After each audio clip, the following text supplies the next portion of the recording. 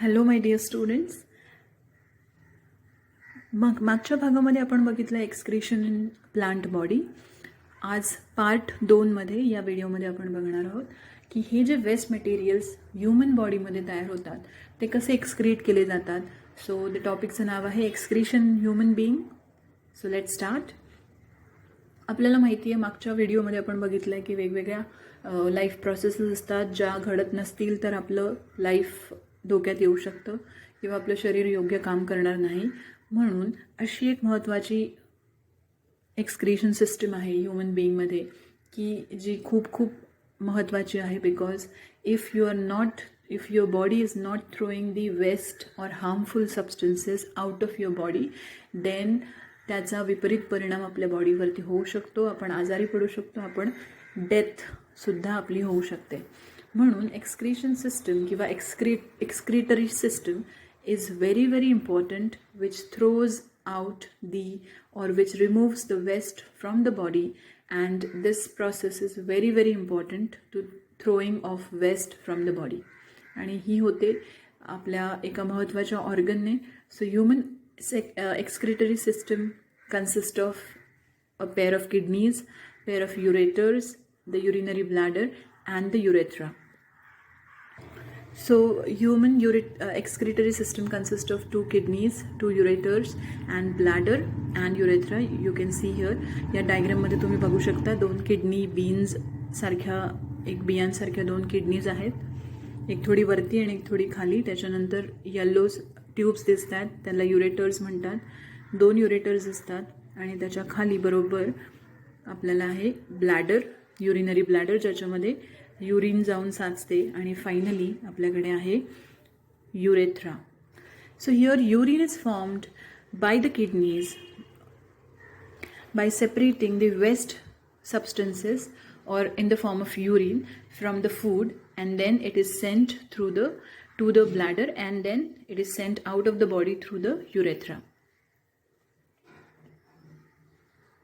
आता बघूया आपण कोणकोणते महत्त्वाचे भाग असतात. तुम्ही डायग्राममध्ये बघू शकता 2 किडनीज आहेत, ऑलरेडी बघितलं आपण. एक थोडीशी वरती असते, थोडी खाली असते. त्यानंतर ही जी ब्लू कलरची वेन दिसतीये तिला म्हणतात renal vein. Then artery, renal artery. We have this adrenal gland. Then abdominal aorta. Then ureter, already explained. Bladder आहे, युरेथ्रा आहे. आणि लेफ्ट साईडला बघा इथे इन्फेरियर वेना कावा आहे. त्यानंतर रिनल पेल्विस आहे.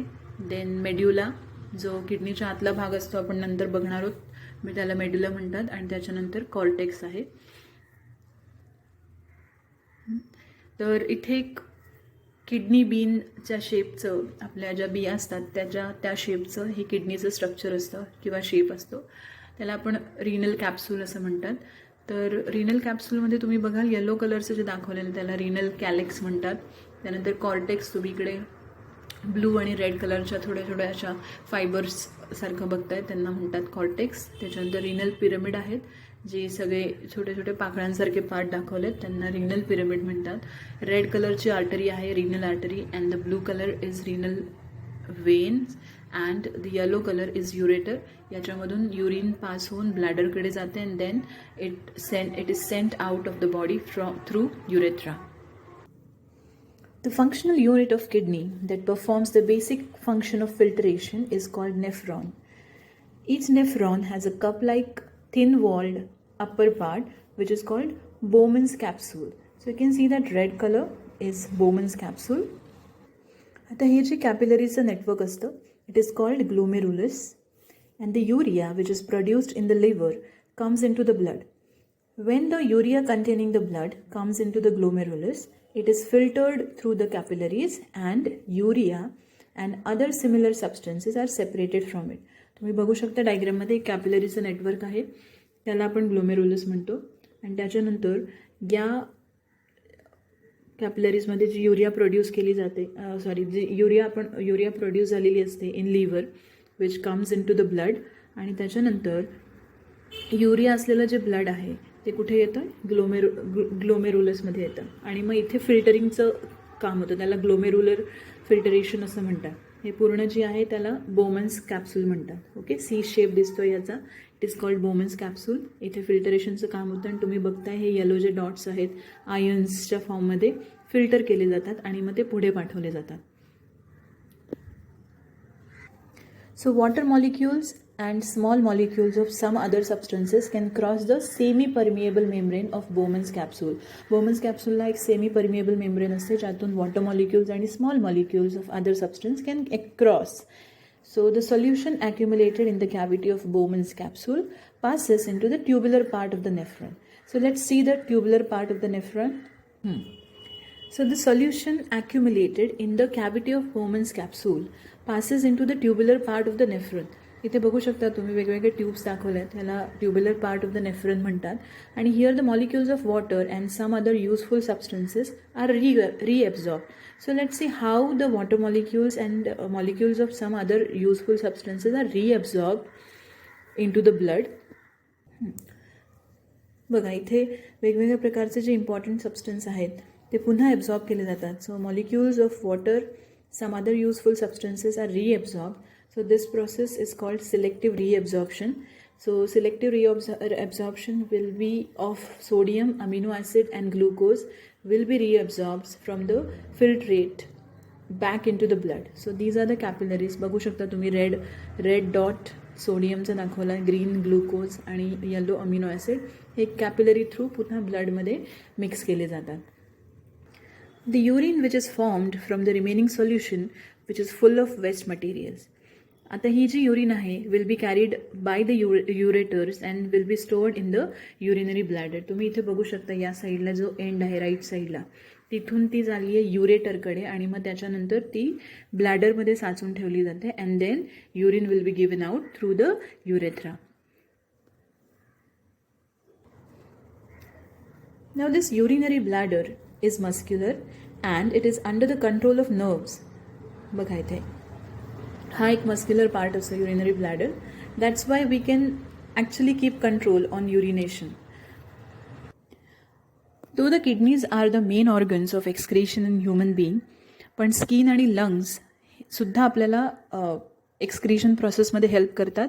स्किन इव्हॅपरेट करते वॉटर मॉलिक्यूल, लंग्स काय करतात CO2 गॅस बाहेर टाकण्यास मदत करतात. म्हणजे ऑक्सिजनेटेड एअर आत घेतल्यानंतर रेस्पिरेशन थ्रू CO2 बाहेर टाकला जातो. अशा पद्धतीने वेगवेगळ्या प्रकारे हे जे वेस्ट मटेरियल्स आहेत किंवा हार्मफुल मटेरियल्स आहेत ते ह्युमन बॉडीमधून एक्सक्रीट केले जातात. त्यातली एक्सक्रिटरी सिस्टम खूप महत्त्वाची आहे, त्याच्यानंतर रेस्पिरेशन सिस्टमसुद्धा आणि स्किनसुद्धा. The right kidney is slightly in a lower position than the left and each kidney has approximately 10 lakh nephron. प्रत्येक किडनीमध्ये प्रत्येकी 10 लाख नेफ्रॉन असतात आणि approximately 5 liters of blood which is present in a normal healthy person's body is filtered by the kidney about 400 times every day. त्याच्यामुळे kidney किंवा excretory सिस्टमवरती खूप जास्त load असतो, खूप जास्त वेळा काम करायला लागतं. Thus, every day the kidney filters about 190 liters of blood, from which about 1 to 1.9 liter of urine is formed. 190 liters of blood पासून किती लिटर युरिन फॉर्म होते तर 1 to 1.9 liters. आणि बाकीचं जे लिक्विड असतं ते रिएब्झॉर्ब केलं जातं in the form of glucose, त्याच्यानंतर सोडियम, त्याच्यानंतर अमिनो ॲसिड किंवा बाकीचं जे पाणी आहे त्या फॉर्ममध्ये रिएब्झॉर्ब केलं जातं ब्लडमध्ये. याचा पुढचा टॉपिक आहे डायलिसिस. हे डायलिसिसचं मशीन आहे. त्यानंतर डायग्राम दिलेलं आहे डायलिसिस कसं होतं. एकदा ॲनिमेशन थ्रू पण बघून घेऊयात आपण.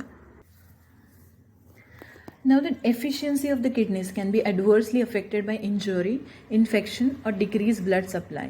In case this happens, an excess of toxic substances accumulates in the body and it can lead to death. आपण ऑलरेडी डिस्कस केलं आहे की एक्सक्रिशनमध्ये जे हार्मफुल किंवा वेस्ट मटेरियल्स असतात ते त्यांचा बॉडीमध्ये जर खच झाला किंवा ॲक्युम्युलेशन झालं म्हणजे ते बॉडीमध्येच राहिले, बॉडीच्या बाहेर नाही गेले, तर it can lead to death or some different injuries. ठीक आहे. त्याच्यामुळे इथे काय होतं, if kidneys fail, nitrogenous waste are separated from the blood with the help of manmade machine. त्याला आपण म्हणतो डायलिसिस मशीन आणि इथे हिमोडायलिसिस असंही त्याला म्हणू शकतो. याच्यामध्ये काय होतं तर नायट्रोजेनस वेस्ट जी असते ब्लडमध्ये तिला सेपरेट केलं जातं with the help of this machine which is called dialysis. And about 500 ml of blood is sent at one time through this machine. तुम्ही बघू शकता या मशीनमधून पाठवलं जातं आहे. त्याच्यानंतर तिथे डायलायझिंग फिल्टर आहे, त्याच्यामध्ये ते फिल्टर केलं जातं ब्लड जे आपल्या बॉडीमधून पाठवलेलं आहे. आणि त्याच्यानंतर प्रेशर कंट्रोल या नॉबमधून ते पुढे पाठवलं जातं आणि इथे फिल्टर केलेलं जी वेस्ट आहे ती बाहेर पडली जाते आणि फिल्टर केलेलं जे आहे ते आपल्याला क्लीन डायलिसेट मिळतं ॲज अ प्रॉडक्ट. आणि मग purified blood is reinfused into the body of the patient. म्हणजे हे जे ब्लू कलर दाखवलेलं आहे ते काय आहे, प्युरिफाय केलेलं ब्लड आहे आणि ते रिइन्फ्यूज केलं जातं पेशंटच्या बॉडीमध्ये. हे बघा इथे बघूया, हे जे ब्लड आहे ते with it is along with the waste material, nitrogenous waste material. ते काय केलं जातं, इथे फिल्टर असतो जो डायलिसिसमध्ये एक फिल्टर यूज केला जातो, त्याच्यातून ते फिल्टर केले जातात आणि जे चांगलं ब्लड आहे ते तुम्ही बघू शकता. RBCs ब्लड, क्लीन झालेलं ब्लड, प्युअर झालेलं ब्लड काय करतं ते खाली जातं म्हणजे बॉडीकडे पुन्हा परत जातं आहे. आणि जे डायलिसेट झालं आहे किंवा डायलायसेट झालं आहे ते पुन्हा स्टोअर केलं जातं एका कंटेनरमध्ये which is called fresh dialysate.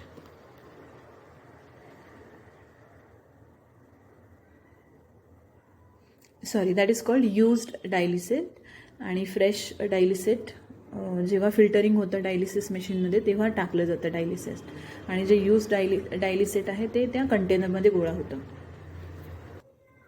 So I hope तुम्हाला ही प्रोसेस कळली असेल, excretory system in human being along with dialysis. आज आपण इथेच थांबूया आणि पुढच्या भागामध्ये आपण बघणार आहोत coordination in plants and coordination in human being. Thank you.